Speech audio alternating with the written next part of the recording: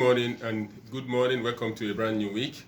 Let's start from the Ekiti State government, new government in place. Oyebanji, we congratulate him for his victory at the polls. He's there and he has read out 6-point agenda for the state government. What are the issues in Ekiti State? One may ask.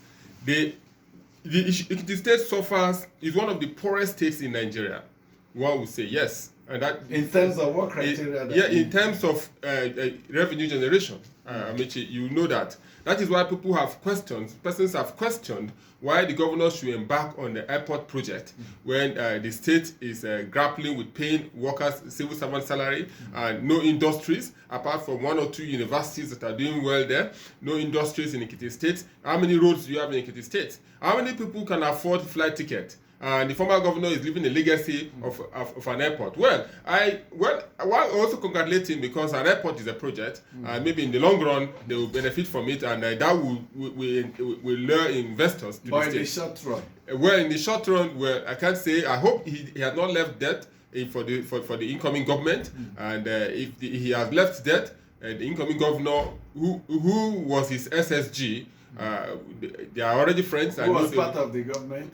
Good, and they signed whatever document they signed together, and he will be there to cover his tracks. I want to also congratulate the Fayemi and Obaseki, PDP governors who are there. That shows. Okay, Obaseki was there. Of a governor of Edo State was there, and the presidential candidate of the APC was also there. I want to comment. Some allege that Fayemi worked for Oyebanji during that election. These are allegations, unproven. They are allegations, Amechi, but you must tilt to a side in politics. You must embrace a candidate. You must show love to a candidate. I keep referring to Kasim Afegbua, former spokesman to IBB, who was in APC, was campaigning for Obaseki in PDP during the Edo State governorship election. And that is why I'll delve to the northern leaders. No, let's stay with the issue of airports. Because you raised something that touches me, and our listeners will know that I have very strong emotions when these things do come up. Nasarawa State is constructing airport. A cargo airport. Ebonyi State is constructing airport. Ebonyi State is the 4th poverty-stricken states in Nigeria. They have the 4th in terms of number of states with high number of poor people. Sokoto State, they already have an airport. The airport. Now, many states are building airports. Ogun State is building airport. Lagos wants to build before you go further, there's an airport in Bauchi State, there's an airport in Gombe State, there's an airport in Sokoto State, there's an airport in Plateau State, Bayelsa State, there's an airport in Kebbi State. Yes. Now, you know why some of these northern states have airports? Because of the Hajj. Because of conveying pilgrims to Saudi Arabia there. No, so if it's hard, you can move pilgrims to the neighboring states and they can take off from there. You know why I mentioned those states? Because they are also in the category of poor states that we talk about. Beyond those in northern Nigeria, we also mentioned those in southern Nigeria that are poor. Is the airport in Yedegua functional? Now, for most of, that's where I was driving at. For most of these airports, there are no scheduled flights. Those commercial airlines don't go there on scheduled civil flight, because if they open tickets, maybe 10 for an aircraft of capacity 110, only 10 or 7 will purchase. So there's no business sense. Like the airport in Akure, many of states. I think twice a week or so. No, Akure is even picking up somehow. Now, the why we are raising this is those that constructed these airports. Did they do the ordinary economics of feasibility study? The what do you call it now? The feasibility study, yes. An opportunity cost, yes. Now that money you use to build airports, and what they do after wasting the state government's money, taxpayers' money, not even state government, taxpayers' money, they will subsidize airlines to fly into those airports. They will say, we are buying off these seats, we are paying you, even when people don't occupy it, we pay you. That's what many state governments are doing. It's only chartered aircraft that go to many of these airports. And who are those that charter the airports? The big men in government.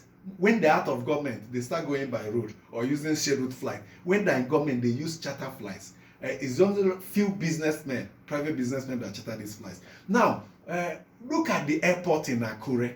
It's less than 1 hour drive to Ekiti. Now, look at the airport in Ebonyi. It's less than 1 hour drive to the airport in Enugu. Now, look at the airport in Nasarawa, very close to Abuja. Now, these are states where people are out of school children are in hundreds of thousands, if not millions. These are states where hospitals are mere consultancy clinics, apologies to the Kupis in the old time.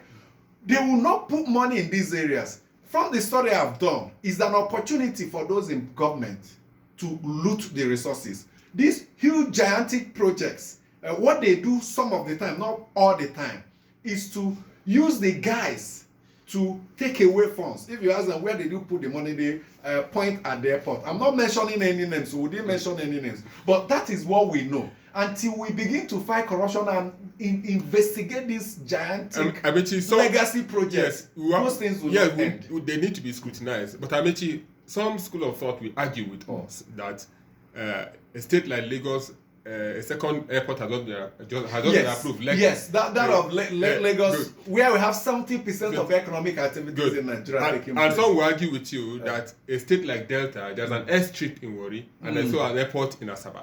So some will argue with you that why are you saying they cannot have airports? No, we are talking about the economic importance of this airport. How viable? Why didn't you even work for rail tracks to pass through your state? Why don't you work for rail tracks to pass through your state? Why don't you work for the federal roads to be fixed? Work so that now, let me share a personal experience. Earlier this year, I wanted to go to Ekiti for a function of a colleague. I missed the flight and I wanted to go by road. I couldn't get the ticket. So first thing in the morning, I went to Jabi Park. I wanted to enter. That's in Abuja. Yes, in Abuja. I wanted to enter a car to Ado Ekiti, and I didn't see any. It was just buses. Big buses that way. And when I asked, they say, if you put a car here, you won't see passengers because of the high fare.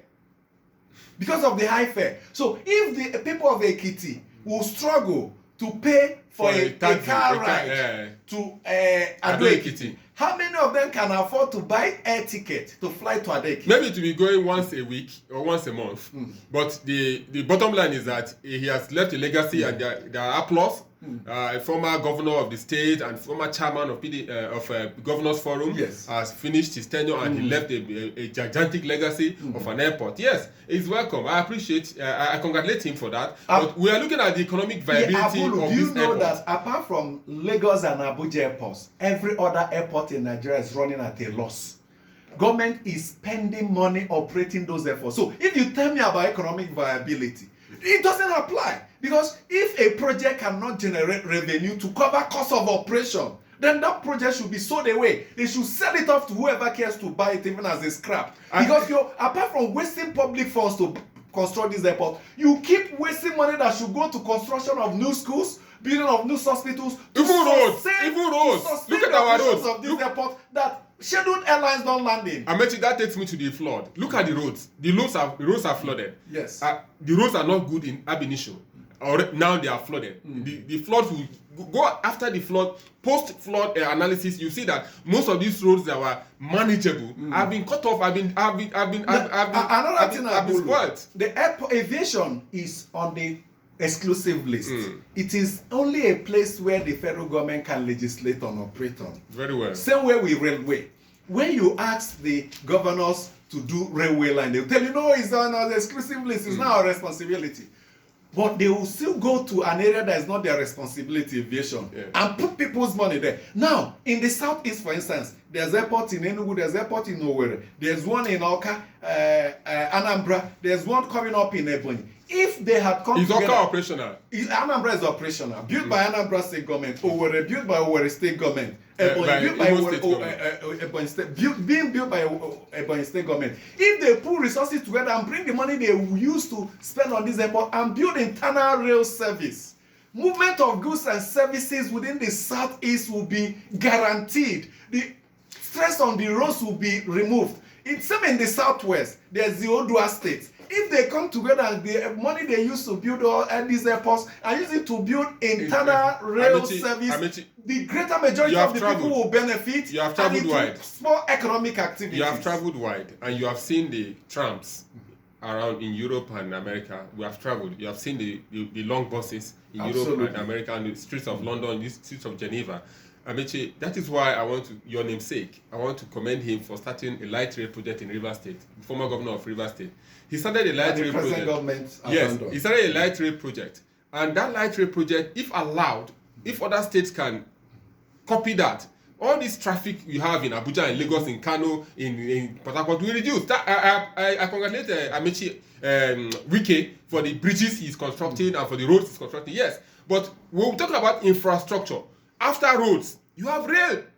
What happens to the light rail project that governments have envisaged to produce? Even in Abuja, we don't even have light rail projects in Abuja. System. There's one in Abuja, built but not operational. Thank you. So it is useless when you build something and it's not being used. They need to do more after building it. I was going somewhere on your opening. Should quickly make it operational so that indeed the people will get gravel. Lagos is building their own blue line. And it is said there is no city with more than 2 million people that should not have a rail track. You can call it tramp, you can call it light rail. If you have up to 2 million people and you're depending on roads alone, then you have invited all the traffic hold up, all the big traffic to residents wastage of productive time. So if they have money to build airports, they should consider these things first. That is why white elephant project. That is why, Amici, I want to commend the Northern Leaders Committee, Arewa Committee,